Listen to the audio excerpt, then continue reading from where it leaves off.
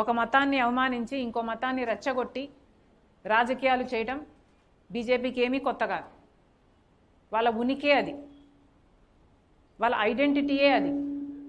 మళ్ళీ నిరూపణ అయ్యింది. కానీ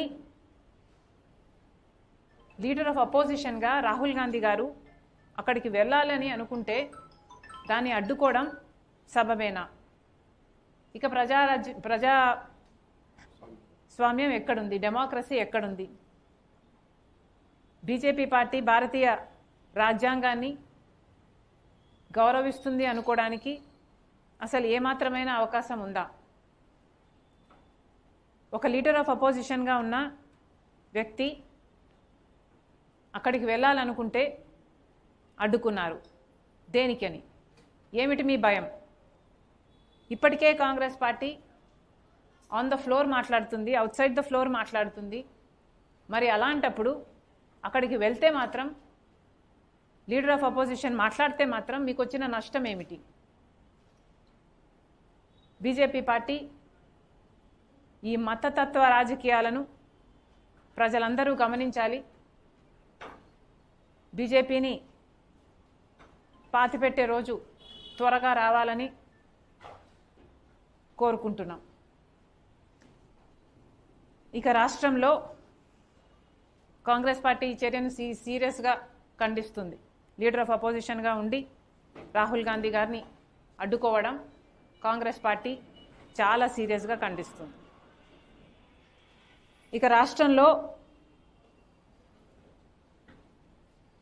జూన్ 4వ తేదీన రిజల్ట్స్ రావడం జరిగింది. జూన్ 4 నుండి ఇప్పటికీ డిసెంబర్ 4 చంద్రబాబు గారు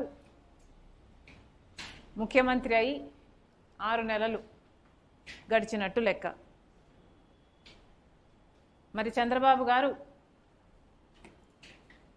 6 నెలలు ముఖ్యమంత్రిగా ఉండి ఏమి సాధించారో ప్రజలకు ఒకసారి సమాధానం చెప్పాలని కోరుతున్నాం. 6 మంత్స్ అయిపోయింది, మీ సూపర్ 6 ఎక్కడా? 6 మంత్స్ అయిపోయింది,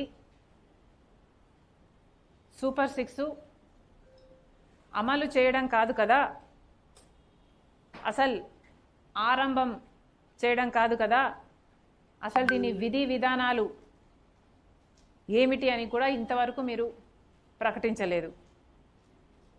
మరి చంద్రబాబు గారికి ఇలాగే కాలయాపన చేసే ఉద్దేశమే ఉందని మేము భావించాల్సి వస్తుంది. సూపర్ 6 మీరు ప్రకటించే నాటికే రాష్ట్రం మీద జగన్మోహన్ రెడ్డి గారి ప్రభుత్వం 8 లక్షల కోట్ల రూపాయలు అప్పు చేసిందని మీకు తెలుసు. రాష్ట్రం మీద ఎంత భారం ఉందో మీకు తెలుసు. అయినా కూడా మీరు సూపర్ 6 వాగ్దానాలు చేశారు. ప్రతి రైతుకి ప్రతి సంవత్సరం 20,000 రూపాయలు ఇస్తామని వాగ్దానం చేశారు, అది ఇవ్వలేదు. 20 లక్షల మందికి ఉద్యోగాలు ఇస్తామన్నారు, లేదా 3,000 రూపాయలు నిరుద్యోగ భృతి ఇస్తామన్నారు. మీకు 20 లక్షల మంది నిరుద్యోగులు ఉన్నారని తెలిసే 20 లక్షల మందికి ఉద్యోగాలను కల్పిస్తామని చెప్పినట్టు లెక్క. ఆ లెక్కన 3,000 రూపాయలు మీరు 20 లక్షల మందిలో ఎవరికి ఇంకా ఉద్యోగాలు ఇవ్వలేదు కాబట్టి 20 లక్షల మందికి మీరు 3,000 చొప్పున 6 నెలలుగా ఇచ్చుండాల్సింది. అది కూడా చంద్రబాబు గారు ఇంకా మొదలు కూడా పెట్టలేదు.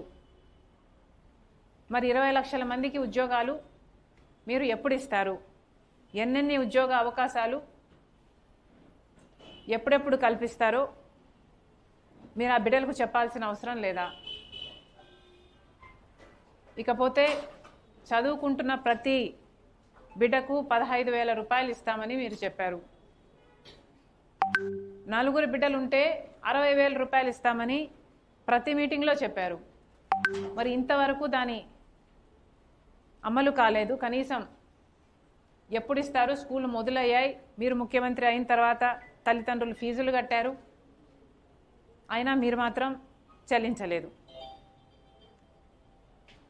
ఇక 18 ఏళ్ల నుండి 59 సంవత్సరాల వరకు అర్హులైన వాళ్ళందరికీ 1500 రూపాయల చొప్పున ప్రతి నెల ఇస్తాము అన్నారు. మహాశక్తియా దీని పేరు? అంటే మహిళలందరినీ మహాశక్తులను తయారు చేస్తాం అన్నంత బిల్డప్ ఇచ్చారు. ఏది మీరు ఇచ్చే 1500కే నెలకి? పోనీ అదైనా ఇచ్చారా? మొదలు పెట్టారా? పెట్టే ఉద్దేశం ఉందా? 6 నెలలు గడిచే పోయాయి. ఇంకొకటి 3 సిలిండర్లు, సంవత్సరానికి 3 సిలిండర్లు ఇస్తామన్నారు.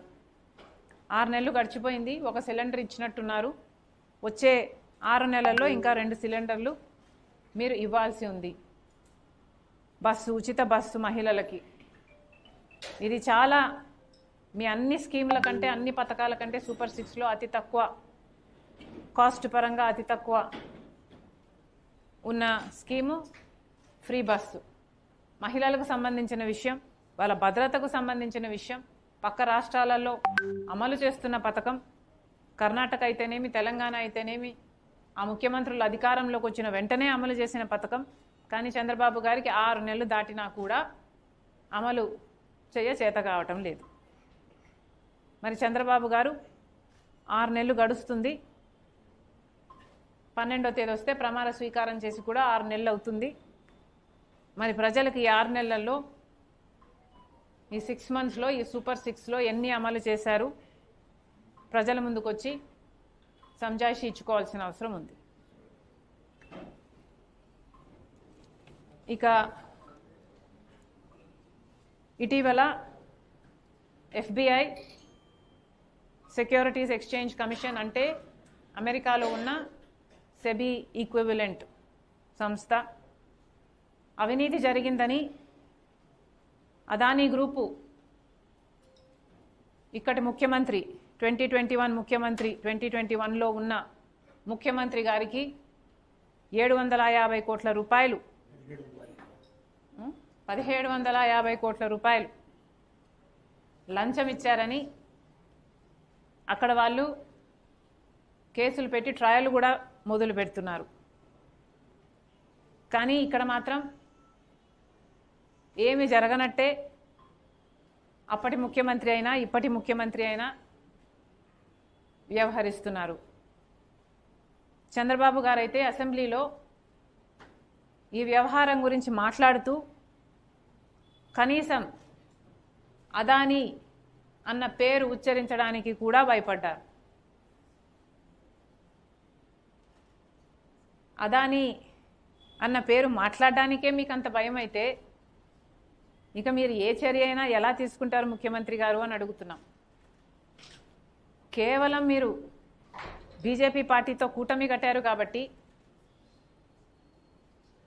మీ సంబంధాలు బాగుండాలి కాబట్టి మీరు ప్రజా ప్రయోజనాలను తాకట్టు పెట్టడానికి సిద్ధపడ్డారు. ప్రజలను తాకట్టు పెట్టిన జగన్మోహన్ రెడ్డి గారి